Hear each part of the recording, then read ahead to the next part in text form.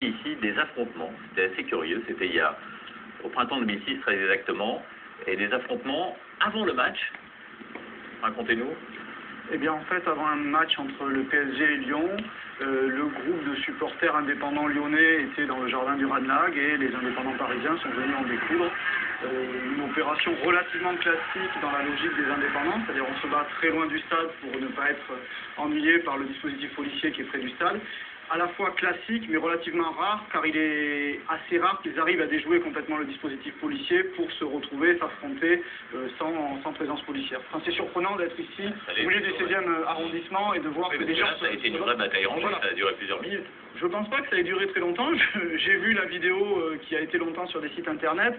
Apparemment, le contact a été assez bref. Comme dans souvent, ces bagarres entre hooligans sont extrêmement réglées. Donc en fait, ce qui compte, c'est pas de blesser l'autre, c'est de l'emporter physiquement. Donc il suffit qu'il y ait un contact et qu'il y ait un camp qui l'emporte assez vite, l'autre camp fuit et c'est fini. Donc les bastons entre hooligans peuvent être assez courtes finalement. Parfois, quand les forces sont équilibrées, ça peut durer assez longtemps, mais en général, la police arrive assez vite. Et comment combattre ce phénomène notamment en France? Déjà, il faudrait voir quels sont les pays qui ont à peu près bien combattu le phénomène. On a deux modèles qui sont souvent cités. Il y a le modèle anglais qui est très souvent évoqué, et on a tendance à dire que c'est par une répression extrêmement forte que les Anglais ont résolu le problème. Alors, primo, les Anglais n'ont pas fait que de la répression. Ils ont certes fait une répression bien ciblée et extrêmement sévère, mais ils ont aussi refait toutes leurs enceintes.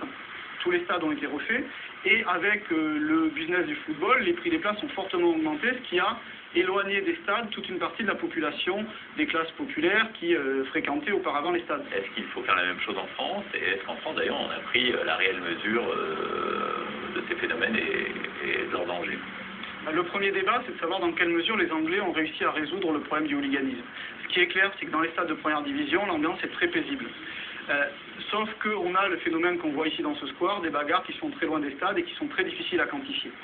Mais c'est vrai qu'autour des stades, l'atmosphère est beaucoup plus conviviale qu'elle ne l'était il y a une vingtaine d'années. Donc la question qui se pose en France, c'est est-ce qu'on suit le modèle anglais et jusqu'à quel point?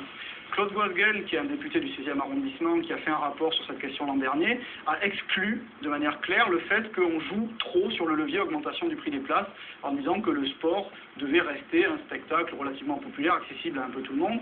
Et donc l'idée, ce serait plutôt de jouer sur une répression.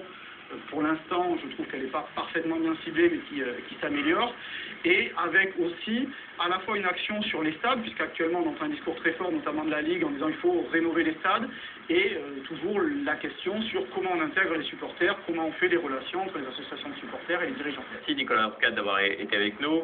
Voilà, c'est la fin de cette édition d'enquête exclusive consacrée au phénomène des hooligans, des ultras et des indépendants. J'espère que vous avez apprécié cette émission. Rédaction en chef Laurent Héberson.